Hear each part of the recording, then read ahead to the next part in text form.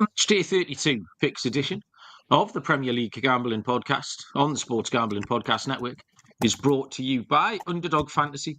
Sign up at underdogfantasy.com, promo code PLGP to get up to $1,000 in bonus credits.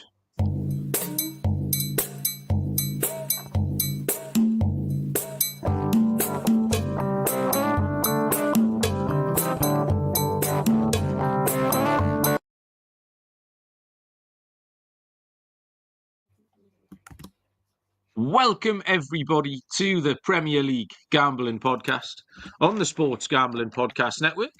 My name is Malcolm Bamford, coming to you from Newcastle upon Tyne in the northeast of England. Today is, I've got no idea, to the nearest fortnight. April the 11th, Friday, April the 11th. We are here to mainly look at the Premier League action, which starts in about 24 hours' time. The schedule has indeed taken an interesting turn. Friday afternoon, but in the sunshine, mainly because I was out yesterday. But joining me, you finished work, Baz? Are you having a late lunch? What's happening? I took a bit of leave today because school holidays and that in it, so things going on. And it's a nice afternoon to get a bit of gardening done. I'm going to get out and mow the lawns and all that sort of stuff. Big gardening? You know Want to me. join me in some gardening chat, Baz? I've been to the garden centre this morning already. Picked up a lovely pale yellow osteospermum. So I'll be putting that out, finding a nice spot for that later on. So yes. Yeah, I went out yesterday, Baz. And remarkably, I am slightly hungover, but for me, that's a result. I'm not throw up in your own van whilst driving at 70 mile an hour hungover, like I was last week. I think people who listen to the show must think I'm a bit of a closet alcoholic, and I'm not. Like, if anything, that's you, Barry. I'm quite few and far between. But it was me annual day out with the couple of people that I used to live with when I worked in the casino back in the day, Craig and Kelly, that you know very well, Baz. We bumped into little Al, who runs a bar in Tynemouth now. That was a bit weird. But did you see the Tory food, Barry? That was the big takeaway from the day was the Tory scram. We went up to Tynemouth, and I'm not kidding, it was absolutely glorious. Weather was glorious. Beach were packed. There was lots of young people. It was just stunning. The bars were packed. We went along Tynemouth. We went to Riley's Fish Shack, which is quite salubrious down on the beach there. Had 2 bottles of Prosecco with lunch. That was fancy. It was a bit Sex in the City, Barry. I was a bit Sarah Jessica Parker, me and my gal pals. But the highlight, the arc de triomphe, was the brown crab souffle. I don't think I've ever had a souffle, Baz, sweet or savoury, before. I'm aware of them. I know the souffle is the graveyard for any budding MasterChef contestants. If you see them doing a souffle, you think, shit, this isn't going to go well. It's a well-known graveyard. But, mate, this thing was like an angel crying on your tongue. Like, it was absolutely incredible. Big fan. I did put a photo up. I think a few people saw it. Would you be interested in the brown crab souffle, Baz? Yeah, I've had souffle before, only savoury. I'm not bothered about sweet stuff anyway. But brown crab souffle sounded amazing. I bet you that cost you a few quid with your bottles of Prosecco thrown in as well. Yeah, it did actually. Down there. So much so, you know how tight Craig is. Honestly, we got the tip, and she's put the optional 12.5% service charge on. And I don't give a shit, you know what I mean? At the end of the day, it's only money. She's probably deserved it. And Craig had a look at the tip, and hard for 5 minutes, and then asked her if she could reduce it to 10%. Could you be? I know. Could you be fucking bothered?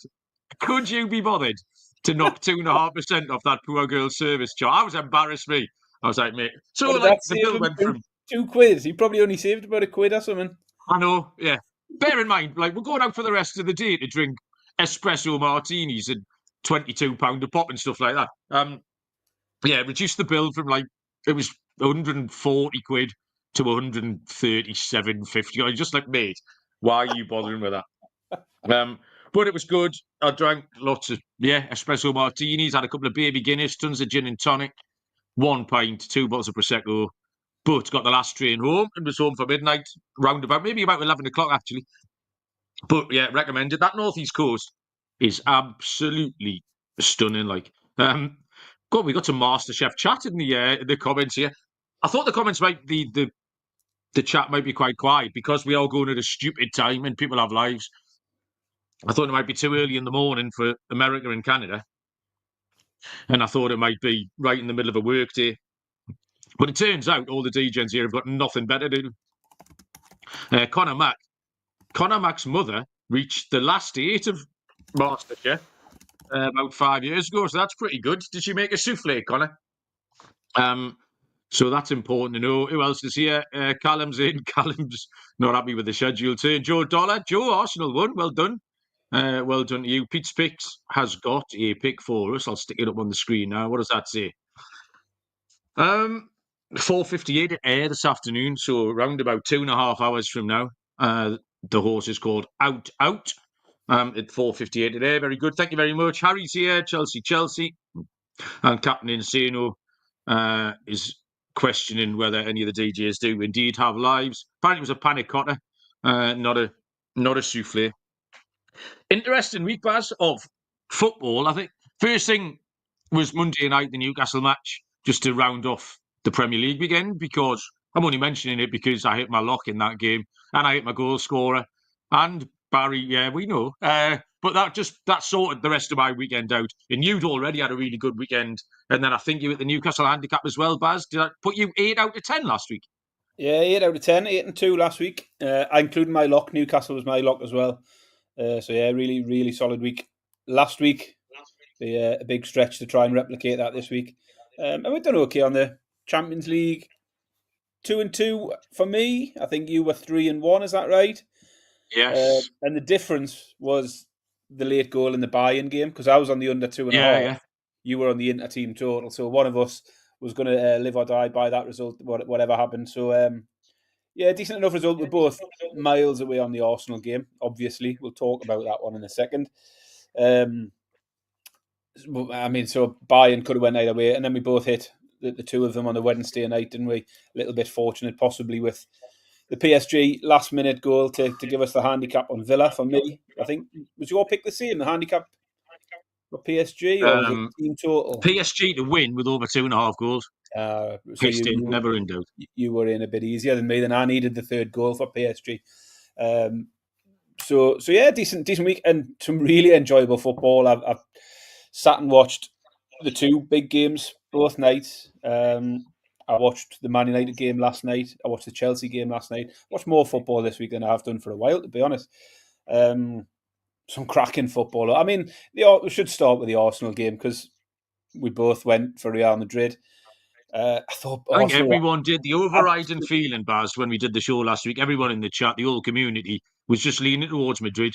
But yeah, go on, say what you were going to say, because I've got just a little take on it. Yeah, so I mean, fair enough. Real Madrid hadn't been in great form coming into it, but neither had Arsenal. There was nothing in the Arsenal form that sort of led you to believe they were capable of putting in that. But I thought Arsenal were absolutely brilliant on the night. Could easily have been more. I mean, the amount of saves Courtois had to make in open play, obviously didn't make any from set pieces, but it could easily have been more than 3 or 4. And I can't remember, you've got to give Declan Rice some credit. I can't remember anyone hitting 2 absolutely perfect free kicks quite like that in the same game. Absolutely astonishing. Did you realise he has never scored from a free kick in 338 games of football? 338 games? That's a long time, that. And then he goes and hits them 2 in the same game, in possibly their biggest game of the season. Absolutely nuts. Outstanding. As much as I hate Arsenal, I actually quite enjoyed it. I was quite excited with the free kicks when they got in, or just a little bit gobsmacked, probably more than anything else. Well, yeah, where Arsenal impressed me was they defended well, which is the combination of, I think, Madrid being a little bit shit. They made a couple of chances. Vinny and Mbappe had a chance each in the first half, but Arsenal defended like badgers. The fact I thought it went a little bit false after that, because what's happened is it's 0-0 after an hour, which is what we kind of thought. And then 2 set pieces. We've always said if Arsenal don't score set pieces, they don't score. It's 2 set pieces. And you've just said it's 2 set pieces from a bloke who's never scored a free kick in his life. So I wasn't prepared to entirely wet me knickers about the Arsenal performance. And I'm not being churlish. That's just kind of how I thought. But after that, they then put it to bed. And they did that thing that teams have got to do, which is play to their strengths, get the crowd going, get into them. All the things like we've been whinging about Leicester the other night. Like, I was like, Connor Cody is a big, ugly, professional centre half, has been for years. In the first 10 minutes, why has he not kicked shit out of Alexander Isak? Like, they let Newcastle do what they want. And Arsenal didn't do that on Tuesday. Arsenal went about it the way Newcastle went about beating Arsenal in that cup semi-final, the way Newcastle beat Liverpool. Play on your terms. And that's what Arsenal did really, really well. They played the game on their terms. So, yeah, well done to them. I was quite happy the PSG got that 3rd goal the other night. That was a bit of a dagger through the heart of Villa. Because at 2-1, they were still in it. I mean, Villa scored first. I thought, oh, here we go. And all Villa needed to do then was just hang on for another 10 minutes. I think even if they could have got to half-time, they could have said, right, what we're going to do here, we'll just park the bus. We'll go back 1-1 or at worst 2-1. But they weren't in front for long enough. And the way PSG play the game, it's really good to watch. They're an absolute joy to watch. And like I say, that last goal was a dagger in the heart. Barcelona was easy. Everyone wanted Barcelona goals, and they scored 4. And I didn't want Munich. I was pleased with my Inter Milan pick as well. The Europa League, Baz, just to finish that off from last night, I did all right, but I got absolutely. I feel like I was robbed from a full house. I took the Frankfurt double chance. I took Manchester United to win. Like, fucking hell. Come on, Andre, do us a favour. I did find it hilarious, especially when he come out and defended himself after, was it Matic said, well, he's shite. And he said, no, I'm not, I'm brilliant. And then he didn't say it quite like that. But then it turns out he was shite. And then I had Bilbao, who played 77 minutes against 10 men and missed a penalty in the 81st minute. I was like, leave it out. So it should and could. 2 goalkeepers cost me this sweep. Andrew Onana and then Liam Kelly, who came in for Rangers, made a good save. Yeah, I mean, you can't have it both ways, Malcolm. I mean, Man United went ahead with a late one. It does, yeah. Man United went ahead with a late one. I think the draw was probably a fair result in the game, to be fair. So, yeah, I was a little bit sick seeing Xerxes get what looked like the winner, and then I did enjoy Onana making a mess of it again. You couldn't make it up with them lot. But, yeah, back to the Champions League. PSG, I agree. Just look, they're so good to watch. I think they'll be everyone's sort of favourites to win it, or sort of the team most people probably want to win it just because they're looking so good, so entertaining at the minute. That duet is something special. Kvaratskhelia was outstanding. I missed out on my treble again by one. You score a treble. The amount of times I've hit 2 out of 3 this season. I had Kvaratskhelia, I had Rafinha, and the only one that didn't hit was Mbappe, wasn't it? So just a whisker away from the treble again. Knocking on the door, Baz. Yeah. Anything else to add, or can we crack on to this Premier League? Let's crack on. Okay. We'll move on. We'll make some picks. Let me tell you about Edge Boost. If you've ever had your deposit blocked by your bank right before a big bet, if you've ever needed cash at 2 a.m. For another shot at the tables, Edge Boost has got your back. It's the first ever bank account built for bettors, gives you fast, reliable access to your funds. High rollers can move up to $250,000 a day. That very much applies to Barry. It works 24/7 for instant deposits. Edge Boost is a debit account with no credit checks, no minimum balance and no usage fees. Verify your identity and you are good to go. Go to www.edgeboost.bet, promo code SGPN. That's www.edgeboost.bet, promo code SGPN. Sign up for Edge Boost today. And we're brought to you by mybookie.ag. MyBookie is your place to bet on every sport, including the Masters, which I'm currently watching live as we speak. There's props for every game, loads of locations, crypto payouts are fast. Head to mybookie.ag, promo code SGPN, or for a 100% deposit match up to $1,000. That's mybookie.ag, promo code SGPN. I nearly went full Ron Burgundy there and read out the bit in brackets that Sean writes in that you're definitely not meant to read out. And I corrected myself though, Baz, so I'm all right. This slate, Baz, is quite tricky because you've got a ton of short favourites. I think there's 5 games here where you 1 to 2 or shorter. Look at 1 to 2, 1 to 3, 1 to 2, 1 to 3, 1 to 3. Yeah, so you've got 5 really, really skinny ones. And all the teams that are skinny are teams that you don't really want to trust. So this was quite hard. Like the handicapping of the game is quite straightforward, but finding the right bet in these games, I thought was pretty tricky here. Yeah, I think you hit the nail on the head there. There was quite a few where I did that. You look at it, and you know which team you think is going to win, but you look at the price, and it's really, really hard to find somewhere. Because as you say, at the moment, you can't trust many teams to win, or certainly to win in the handicaps, which is sometimes what you need in a lot of these situations. So it did look difficult this week. Saturday lunchtime, kick-off 12:30, 7:30 Eastern Time. Manchester City taking on Crystal Palace. And this is your case in point. This is exactly what we're talking about. Excuse me. City 1 to 2, minus 200. Palace 7 to 2 plus, sorry, the draw 7 to 2 plus 350. Palace 9 to 2 plus 450. Man City are sure, but I just don't fancy them. Like, you don't fancy them to run up a score for 2 reasons. A, they don't look capable of running up a score. And B, Palace are playing really, really well. So nothing makes you want to take City. Even the eye test, if you watched City last week, they're just so middle of the road, vanilla at the moment. See, missing Haaland, I'm not sure about Marmoush. They just were nothing to write home about at all. They've only got 1 handicap win in 5, and that was against Leicester.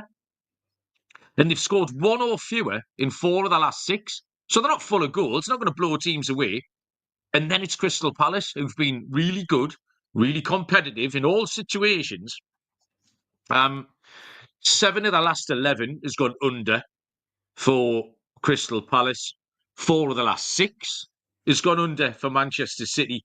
Palace can defend on the road, and I just looked at the prices, Baz. The overs is way, way, way too short for a relatively toothless Man City against a team that can defend. So I'm going to take a punt on the price here. Under 2.5 goals is 11 to 8 plus 137, Barry. That's the correct answer, Malcolm. I thought you were going to go somewhere different. It sounded like you were going to make a case for Palace on the handicap or something there. Easily could have done. That's what I was just saying, picking the right bet, Baz. There was 3 or 4 angles to try and get Palace on your side, and that's the one I went for. Yeah, definitely. City still hard to back. Just 1 win in 4 Premier League games. Hopeless last week against Man United. And the only team they've beaten in that 4-game streak was Leicester as well. So, absolutely agree. Palace could give them a game here. Palace have lost only 1 of their last 10 in all competitions and won 8 of the 10 as well. They're always on the score sheet. Not failed to score in a game since December. And that was 17 games ago now since they were last shut out. And you could always previously rely on City to concede a goal. But City actually have got 3 clean sheets in their last 5 games now. And both teams to score no has been hitting in the City games. 5 of the last 6 have finished up with one side getting a clean sheet. So that helps with the unders. Unders have hit in 5 of the last 6 City games. And the form for Palace as well. 3 of their last 5 have gone under. So I'm doing exactly the same, continuing in the same vein. The absence of Haaland reinforces it as well. You're less certain they're going to go and just find goals from anywhere these days with Man City. So, same pick, under 2.5 goals, Man City v Palace at 11 to 8.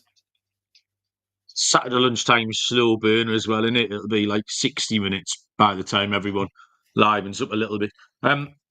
Saturday 3 o'clock kickoffs. There are, Courtney, 1, 2, 3 just on Saturday afternoon. The first one of which is Brighton and Hove Albion taking on Leicester City. Brighton are 1 to 3, minus 300. The draw's 9 to 2 plus 450, and Leicester City are 9 to 1. I think this is one of the shorties, Barry, where you can be a little bit more bullish about the home team. Yeah, it wouldn't surprise me if we've gone the same way here, to be honest. Because, we've just watched Leicester the other day. Absolutely put no effort in whatsoever. They might not be bottom of the table, Leicester, but undoubtedly the worst team in this league at the moment. At least Southampton picked up a point the other week. They score a goal occasionally. Leicester are breaking all goal scoring records for all the wrong reasons. 9 defeats in a row, 7 in a row without scoring a goal. And 6 of the last 7 defeats as well have all been by 2 or more. Brighton had been one of the form teams in the league just a few weeks ago, racking up a 6-game winning streak. It's unravelled a little bit in recent weeks, just 1 point from the last 3 games, and a cup defeat to Forest on pens in that time as well. So no win in 4. But 4 fixtures are definitely tougher than this one. They played City, Forest, Villa and Palace. So played some decent sides in there. This should be an easy way back into the win column, you would think, for Brighton. Leicester just appear to have given up at this point. Go-to play for me against Leicester at the moment is just take the handicap. Brighton minus 1.5 in the handicap at 4-5. Yeah, didn't really bother me who the opposition was. It was just a fade of Leicester. I would have done this against 17 other teams in this division. Lost 7 of 8 on the handicap. Even if they score a goal, Brighton can get 3. The Brighton team total I looked at over 2.5 at 11-10. But just to cover the 2-0 win, I'll take the Brighton handicap, same price. I got minus 116, Baz, 17-20. I don't understand what Leicester are up to. I just like, there's a way to get beat. Die trying. Like I said, why wasn't Cody smashing into Isaac? Why? And like, I thought it was a decent comparison game in the FA Cup a couple of weeks ago. Preston v Villa. Preston fired into them. The crowd were up for it. It was raucous. It was aggressive. And it took Villa 60 minutes to eventually get on top and score a couple of goals. Preston missed some chances in that first half. And then you watch what Leicester did. There's no one there. The fans are just all sitting around clapping Harvey Barnes for whatever reason. In Newcastle, 1-0 up after 90 seconds, 2-0 up after 10 minutes, shooting from the halfway line. I don't get it. I don't know what they're doing. I don't know why they just won't get beat here by at least 2 and probably a few more. Next up, Nottingham Forest take on Everton at 3 o'clock on Saturday. Fucking hell. Nottingham Forest are 11-10. It's Groundhog Day, isn't it? Nottingham Forest are 11-10, plus 110. 23-10 the draw. Everton 27-10, plus 270. We do this every week, don't we? Easy. We love taking Forest at these prices against shit up though. Ipswich and Man United are the last 2 that spring to mind. Similar prices, similar result. I did mention that I was quite impressed by Forest against Villa last week, even though they lost. So even though Everton keep mangling draws, Forest will do a job on them. Forest are locked in here, they're focused. I just don't get the price. 3rd versus wherever Everton are, 14-15, we're still getting plus money. You have to take Forest, Barry. You've got no option. I imagine you've done the same. I'm going to guess 21-20, plus 105, Nottingham Forest. I thought you might have guessed that I'd done something different because I've been quite bullish on Everton lately, where you haven't, and I quite like to fade Forest in certain spots. But yeah, it's going to be another team ride. I was a little bit torn because I've done okay with Everton recently, just by backing them to stick around in games. Just 1 defeat to Liverpool in the last 8 games. 6 draws and only 1 win. Everton double chances worked well for me in a lot of games lately. I took them against Arsenal last week.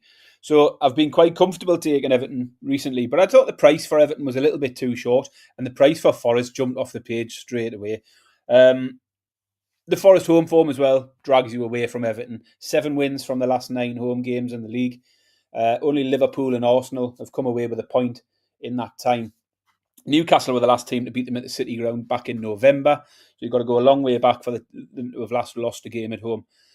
And they've beaten better sides than Everton in this recent run as well of home games. Beat Villa there, Brighton, City, some good sides. And as you said in recent weeks, you've been all over it. If bookies keep giving you Forest at evens or better, then you've got to take it. I've been happy to fade Forest in a few spots recently. I took them on against Villa last week successfully, but that's based on their away form, where they've lost 4 of their last 5. At home, they're a different beast. They won the reverse fixture in this one anyway, even away from home. They beat Everton 2-0. Big game for Forest this, because I think if they do drop points, suddenly they'll be looking over their shoulders a little bit on those Champions League spots with where 2 or 3 weeks ago they were probably looking home and hosed. It's starting to tighten up a little bit with Newcastle finding a bit of form and Chelsea still picking up points.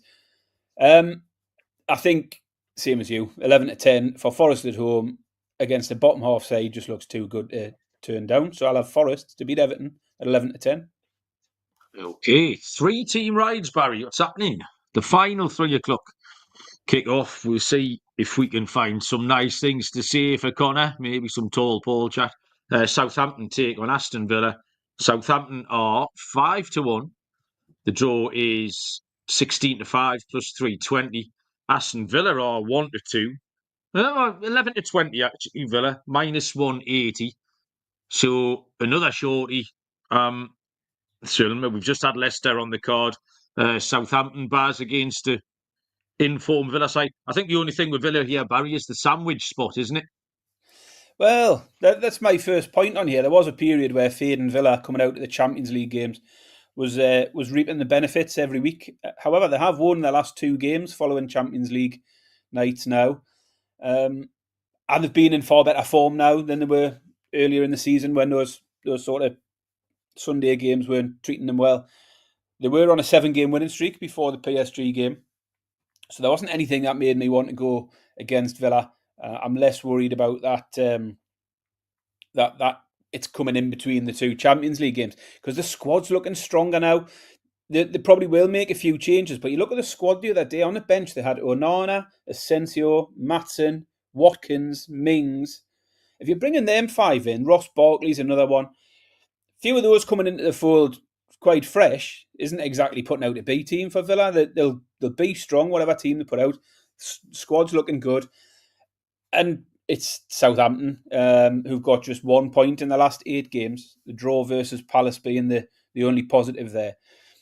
Followed that up with a 3-1 defeat to Spurs last week. What they have been doing is getting on the score sheet. I mentioned earlier, at least they're getting goals. Leicester aren't doing that. Both teams just scores hitting the last 4 games for them.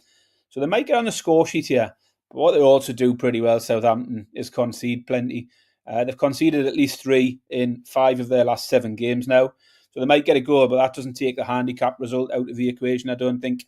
I like Villa here, and I've gone for the handicap, but it's a one with a little bit of a safety net. It's the Asian handicap. Villa -1 is even money. So Villa can win by 1 and we get a push. Villa win by 2 or more, and that's a winner.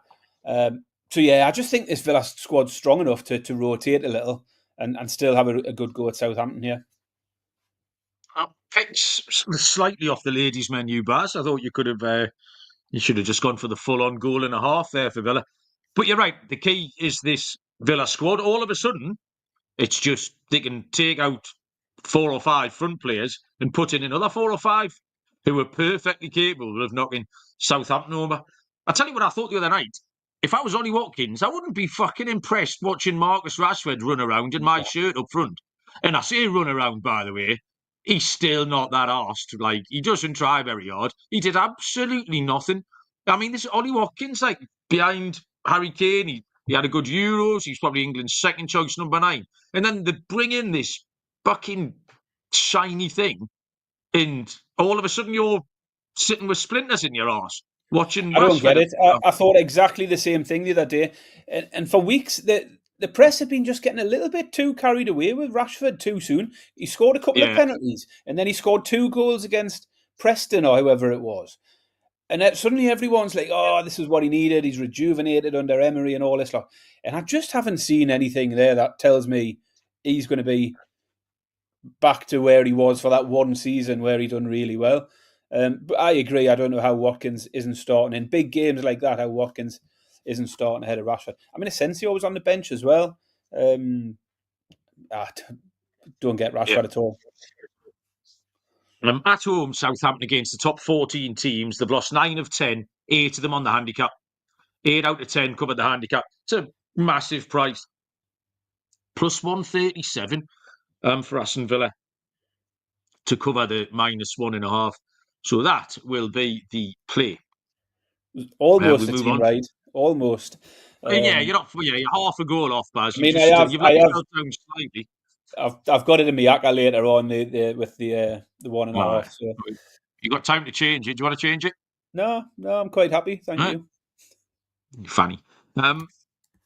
Underdog Pick'em. You can play any sport and win up to 100 times your money. Sign up with our code PLGP to claim your special pick and first-time deposit offer, up to $1,000 in bonus credits. UnderdogFantasy.com, promo code PLGP.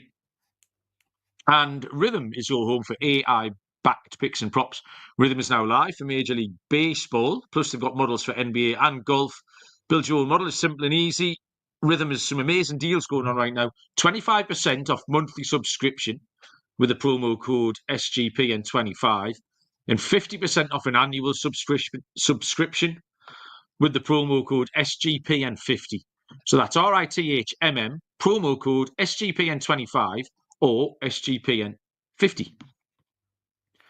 Tea time on Saturday is 5:30 kickoff, 12:30 Eastern time between Arsenal and Brentford. Arsenal are they drifted a little bit, actually. They were 1-2 yesterday. They've drifted out to 3-5. The draw is 7-2 plus 350, and Brentford were 9-2. They're now into 4-1. So I don't really know what's happened there. I don't know. I wouldn't have thought what happened on Tuesday night would have affected that particularly. The win for Arsenal against Madrid has clouded this. Arsenal have got a real reason now to look ahead to this second leg, like they were always going to, but now it's just sort of brought him more into focus a little bit with 3-0. Saka made a huge difference, didn't he? He was really, he demonstrated how much Arsenal have missed him and their ability to get a goal with him on the field. Don't know if he played the weekend, obviously. It is a big sandwich spot, and he's just back from injury.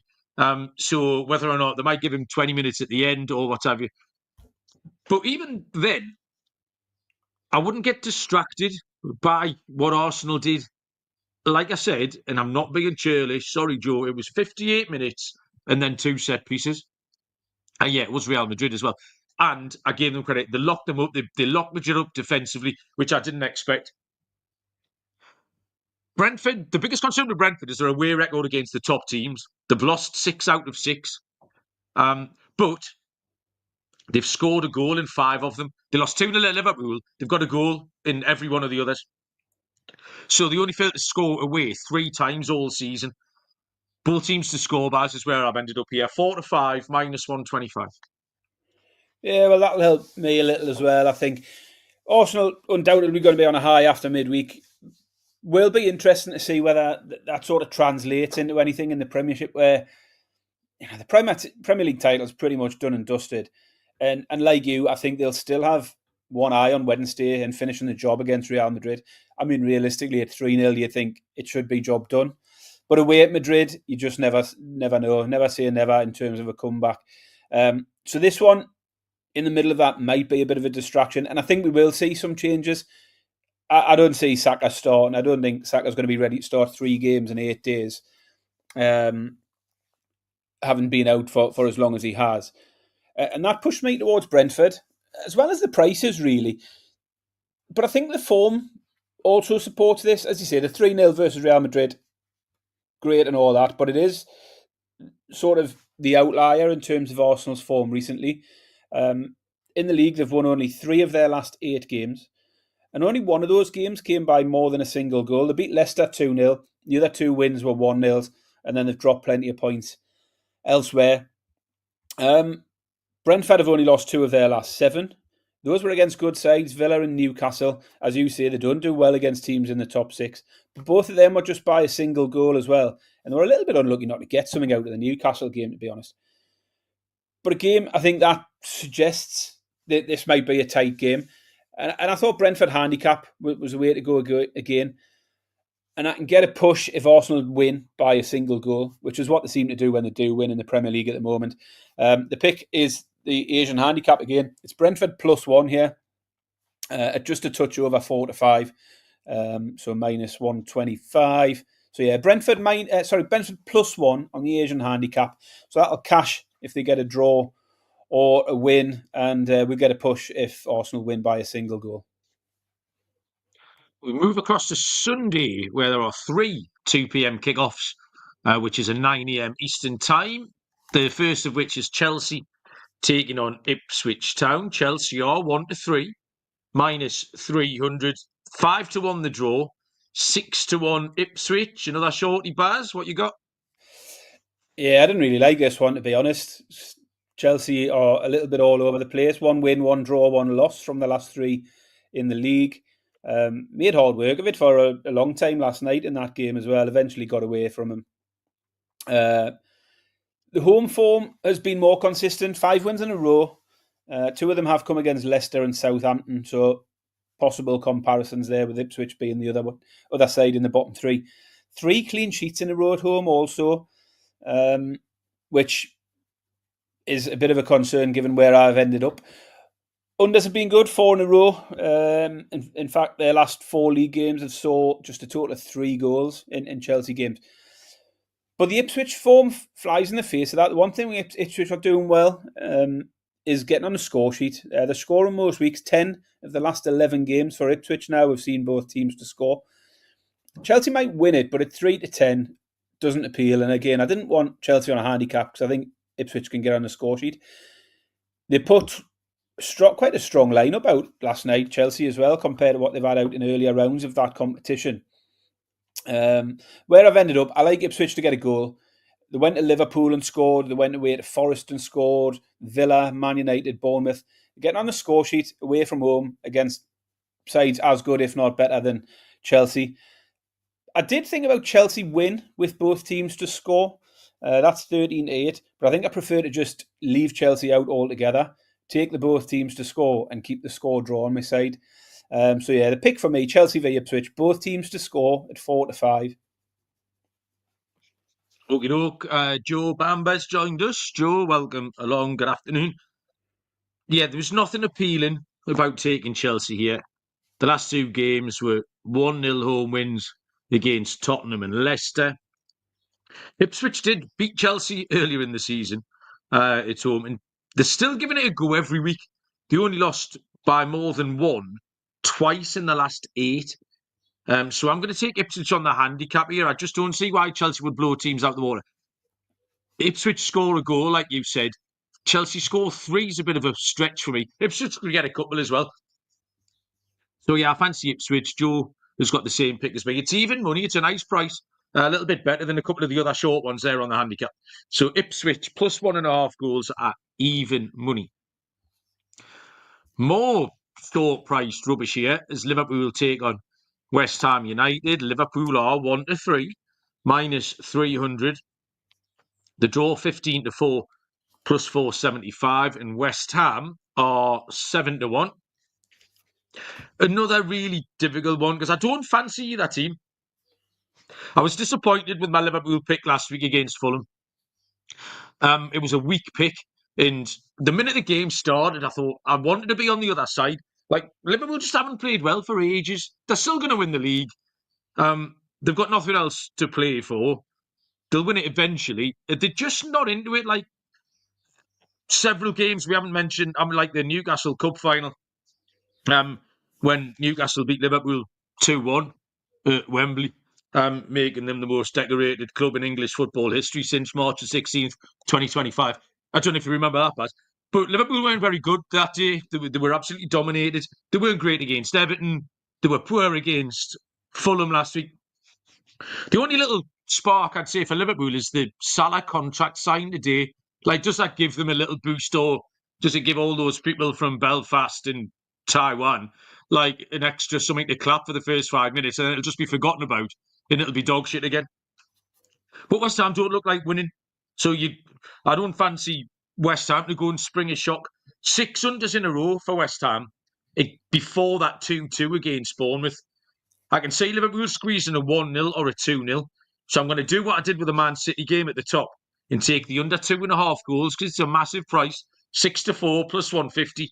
I reckon if you take one of those two, City and Liverpool, we get a winner, Baz. We get a winner, and there's profit in those under 2.5s. So yeah, I'll take the under 2.5, 6-4.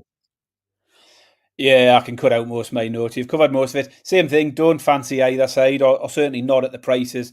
Really hard to make a case for West Ham. And Liverpool, I don't want in handicaps or anything like that. I thought the Salah news today, as you say, will be a bit of a lift. It's been a bit of a story that's dragged on, and you know, that'll have some sort of impact. And I've taken a bit of a cop-out in terms of a pick and went down that road. I've just went for Salah to celebrate with another goal. He's been a little bit out of sorts lately, but he's going to get it back on the score sheet tomorrow, probably another dodgy pen or something. But Salah, anytime, evens. I can just say it tomorrow. Yeah, you're right. It does look like one of those scripted things that's going to happen, Baz. I agree. It is a cop-out of a pick, though, as well. Oh, absolutely. 2:00 on Sunday, Wolverhampton Wanderers take on Tottenham Hotspur. Wolves are 5-4 plus 125. The draw 13-5 plus 260. And Tottenham are 21-10 plus 210, Baz. Yeah, it's been a good few weeks for Wolves. 3 wins in a row and all but secured Premier League status now. 4 games unbeaten now in the league. All those games coming against bottom half sides, which Spurs fit into that category. And Spurs had a bit of a tough one last night. 1-1 draw at home to Frankfurt, so all to play for next week. And so it's another one where a team who might make a few changes with one eye on the second leg next week. Now, they have got back a full strength squad now, so Ange Postecoglou's got no more excuses because he's used the injury excuse to death this season. Full strength they were last night, although I do think they picked up a few injuries. But that competition is their only hope of salvaging some credibility from this season. So I think they will have one eye on it and they will make quite a few changes. Squad certainly stronger now than it was and better equipped to make a few changes than it was a few months ago. However, Spurs aren't in any kind of form. 1 win in 5. The last 2 wins came against teams inside the bottom 3. I think Wolves will give them a game here. I mean, Wolves are favourites for a start. The reverse fixture was a 2-2. And a similar score here would help me because I'm going to go for goals. Both teams to scores landed in 5 of the last 6 games for Wolves.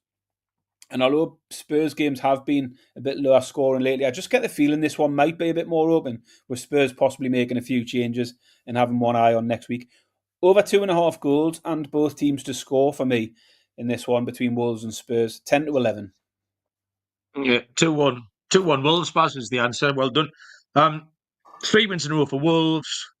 Tottenham's win against Southampton really counts as a draw, I've decided. If you beat Southampton by 1, you didn't beat Southampton. And they lost the second half. Oh, no, it was 3-1, wasn't it? That's twice this week I've forgotten that penalty that what's-his-face scored. Yeah. Anyway, shite. I'm not buying it. They were pretty shit again last week. Eintracht Frankfurt weren't strong up, though. Do you know what I mean? They're halfway up the Bundesliga. It's a bang average level of opposition. And that was a 1-1. But Wolves are playing a lot better. The manager's got them going. They're playing with a spirit and a vigour. They're beating teams around them, which is important. You just mentioned that, Baz, beating the bottom half teams. And they're not conceding many goals. The two sides, I'd just rather take Wolves. Wolves are capable of winning Premier League football matches. Spurs don't. And it's a sandwich spot for them as well. So, yeah, I'll take Wolves here at 5-4 plus 125. The penultimate game on the card is the Sunday tea time game, 4:30 kickoff, 11:30 Eastern time between Newcastle United and Manchester United. Newcastle are 7-10, minus 142. 31-10 the draw, plus 310. And Man United are Burlington Bertie, 100-30, plus 333. I can only take Newcastle in this spot for a fucking ton of reasons. I normally get, if we're playing Liverpool or something like that, I get quite twitchy, don't I, Baz? I don't get twitchy when we play this lot. The reasons are countless. The recent form of the teams involved, the recent history between the two teams. We always beat them lately in this fixture. Newcastle's ability against the top teams is not in question now. It's the middle to the bottom teams that we struggle with. Newcastle's ability in these spots at home is absolutely outstanding, to the point we're thinking, why can't you do this against the other teams? Because this year, Man City, Liverpool, Arsenal, anyone who comes up, it's a terrifying experience, and they get it. Like, Man United's 2-2 draw to Lyon didn't change much for me at all. And I don't think this team sets up very well, Barry, against Newcastle either. That dynamic aggro midfield of ours against that pedestrian midfield of theirs. A couple of wingers they've got playing okay, but our fullbacks are playing out their skin. They haven't got a striker. Hoyland's dog shit. I don't think they match up very well at all. I can only take Newcastle, but it's not a home I play. I hope I'm wrong. I thought about doing the reverse mush, but then I've grew a pair of bollocks. I'm going to take Newcastle at 7-10, Barry. Yeah, I mean, Newcastle riding a crest of a wave at the moment. 4 wins from 4. I still don't think necessarily we're playing particularly well, other than the Liverpool game. I didn't think we were brilliant against West Ham or Brentford. And the win over Leicester really doesn't tell you anything, as Leicester are non-triers at the moment. But at home, in recent years, this has been a good fixture for us. We haven't lost since 2020 at home against Man United. And this is arguably the worst side that's turned up in that time. Man United won 2 of their last 8 in the league, and those were against Leicester and Ipswich as well.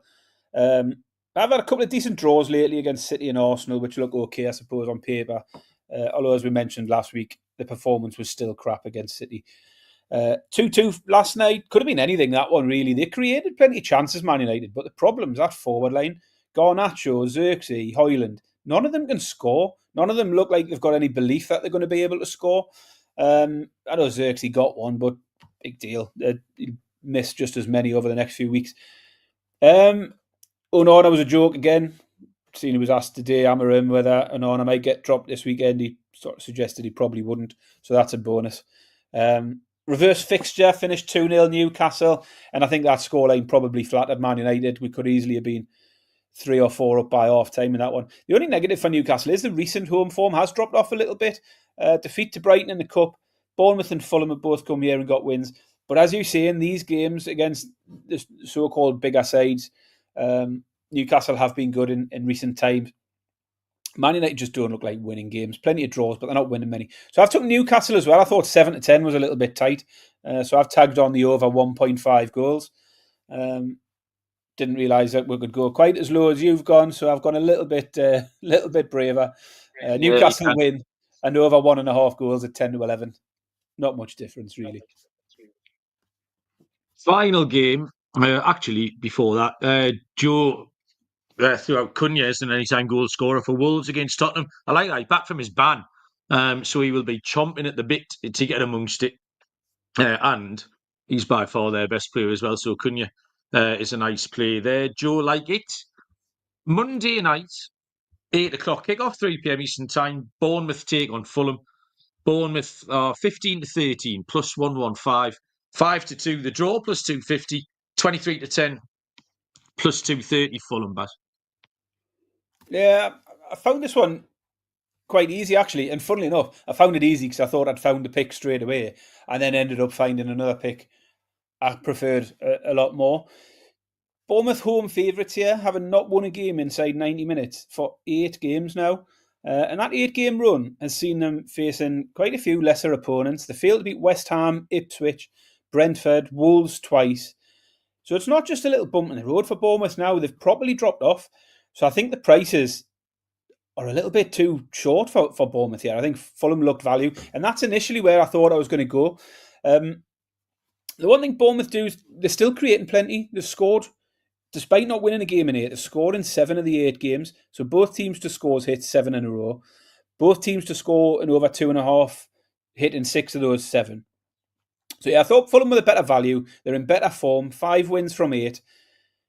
They have lost 3 of those 8, but against Arsenal and Brighton away, Palace at home, the other ones. So teams who are either high up the league or in good form. And the wins, they've beaten Liverpool, Forest, Newcastle, 3 of the top 5 there in that little run, Fulham. So if I was making a money line pick, it would definitely be Fulham. I think they look good value. But the goals in their games stand out as well. Both teams to score in 6 of the last 8. All of those 6 also went over 2.5 goals. And as I say, Bournemouth will always get on the score sheet. So I've gone for the over 2.5 and both to score again. The over 2.5 is backable at 8-11. But tag on the both teams to score. Gets you to around even. So Bournemouth v Fulham, over 2.5 and both teams to score at even money. Fulham corners is a suggestion from Joe. I've actually just had a little look at those market, and Fulham to win the most corners at plus 150. Little match bet's a nice price. Cree's joined us. Cree, welcome along. And Fefwef joined us as well. Everyone's waking up, Barry. The great nation of the USA and Canada are waking up, not shouting at each other about tariffs. We're going to have a nice bet. We'll sort our differences out down at the bookies. Low on Bournemouth, high on Fulham was my initial instinct, and therefore I was just looking around to find stuff to not want me to take Fulham, and I couldn't. There was no reason not to. 3 home defeats, no one in 6. Ipswich, Brentford, and Wolves have all beaten them at home. Fulham have won 5 of 8, including against Liverpool, Forest, and Newcastle. So the form lines are really, really different. The form lines just all point towards Fulham, and it's the prices, Baz. Even if you want to pair this up as an evenly matched game, which I think it is, well, I don't know why we're getting 9-4 Fulham and 11-10 Bournemouth. It's a little bit mad, so I just kept it simple, Baz. I just prefer to take Fulham at 9-4 plus 225. Yes, the children coming home from school, Barry. Friday of school holidays, that's always an exciting time, isn't it? When you've broken up for 2 weeks. So in the sunshine, the kids are coming bouncing in now. Looking forward to a couple of weeks off. Our kids have been off all week. Had a stroke, if anyone can check on him, because I don't know, he's just leaning on his keyboard and there's a stream of mad letters coming up. So wake up, Fefwef. I know it's early, but there you go. Baz, 10 games in the book. Do you want to lead us off with any exotic stuff? Oh, absolutely. Let me just get to my notes. Scroll down there. Right. Lock for me is going to be Brighton minus 1.5 goals.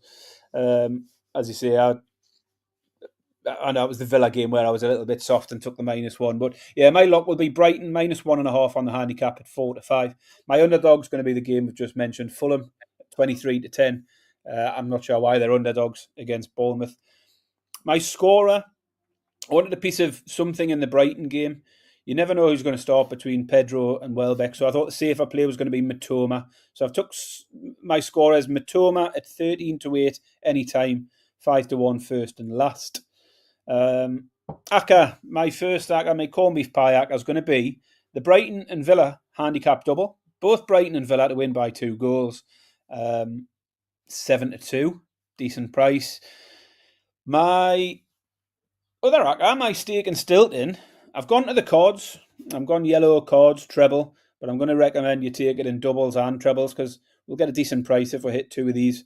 And as I say, 2 or 3's been hitting a few times in my big Aka lately. I've gone for Ryan Yates of Nottingham Forest, Ugarte for Man United, and Enciso for Ipswich. All 3 of them to get a yellow card, 80-1 for the treble. Take them in doubles. The lowest you'll get for a treble is about 16. For a double is about 16-1. So that's Yates, Ugarte, and Enciso for a yellow card at 80-1. That's my picks. I'll come back to my ladder in a moment. I'll let you chuck out your exotics. Nice, 80-1, Baz. Cheeky. Joe's gone for Ollie Watkins for Villa. That's a great pick because he's definitely going to start. And anyone playing up top against these relegated teams, I thought about it for that reason, but is he definitely going to start? Or are they going to realise they need to start him next week? That was my thinking. Because I know he didn't start through the weeks. So you think they'll play him in the Premier League. But having watched Rashford, I feel like they're more likely to think Watkins is going to be the man they need next week. So that was the only thing that put me off that. If he starts, absolutely, I love Watkins as a pick. Bear in mind, you are allowed to start twice in a week. Fucking hell. That. Like, it's not. I don't get why it's mental that we should even be talking about it. It's not illegal to play football on a Saturday and then on a Wednesday. Fucking hell, man. My lock, Barry, is the same as your lock. It's a Brighton handicap. My dog, Barry, is the same as your dog. It was Fulham. So we're riding along here. Anytime goal scorer, I've just said you want forwards against the promoted teams. And I took Nicholas Jackson. And because talking about someone else who's definitely going to start, they played Nkunku the other day and he got hauled off in disgrace at half time because he's dog shit. So they've got no choice but to throw Jackson in. So Jackson is 9-2, first and last, 13-10 any time. Corned beef pie, Aga, very similar to yours, Baz. Over 2.5 goals in the matches at Brighton, Chelsea, in Southampton. So it's the 3 relegated teams, and I'm taking the over 2.5 treble in all of those. They're 11-4 plus 275. And for my stake in Stilton, it's a money line play. It's Crystal Palace at Manchester City. It's Fulham, who are away at Bournemouth. And I've tagged on Aston Villa to get the price up to 30-1 for Palace, Fulham, and Villa. That's a 3-day. It's a 3-day special, Baz, as well. It's a Saturday, Sunday, Monday, so we can sweat it out on Monday night. Hit us with your ladder. Yeah, struggled a little bit lately with the ladders. Took a week off last week to try and reset. Again, I don't know if the bookies are just onto the corners stuff. You can't get any prices about the corners or a lot of the shots markets and keeper saves markets with stuff I've looked at. And quite often the lines are just far too tight. But I've gone a little bit different here. I've gone for shots. It's Brighton shots because, Brighton up against one of the promoted sides. But I'm going to go for first half shots. It's available on Bet365 if you can get on there. They'll let you get your ladder on the first half shot. But if not, then match shots would be fine as well. It's Brighton shots against Leicester. Leicester have given up an average of 10 shots in the first half in the last 4 games. And the starting line is over 7.5 for Brighton. So over 7.5, Brighton first half shots, 5-6. Over 8.5 at 11-8. Over 9.5 is 9-4. Over 10.5, 10-3. 11.5 is 5-1. And we'll finish off with over 12.5. Brighton first half shots at 13-2. As I say, if you can't get that, or you'd rather take the match shots, you can start at over 16.5 Brighton shots and ride that up the ladder to about over 24.5 Brighton shots in the game at 7-1. Leicester are giving up loads of chances, and Brighton have got enough in attack to create plenty as well. 24.5 shots is a lot of shots. I like that. Joe's asking if Leicester have to score. I'm not sure they do. So, Baz, number 1 daughter's just come in. Look at this, with a beaming with a silver award for something. Praise points. For 430 praise points. What I'll be doing, Barry, the minute we finish this, is sitting her down and asking why it's not a gold achievement award. At least I had more. I should have had a gold one. Oh, there you go. Live analysis of the silver gold debate. Baz, anything else you want to tell the people about before we let them go? No, I'm going to go and scarify my lawn now. Oh, yes, okay. I'll go and do that. me osteospermum. Excellent. Well done, Barry. I've got football tonight. Bob's got a game. Newcastle v Chesterley Street down at East End. So I'll pull myself together. I'll go and run the line and make unhelpful remarks down there. Thanks, everyone, for listening. We're sorry about the weird time, but it was beer-fueled. We reckon we'll be back on Sunday night, possibly. Who knows? Keep an eye on the schedule and all that. Good luck with all your picks. Should be a good weekend of Premier League football. And we will see you all down the road. Cheers.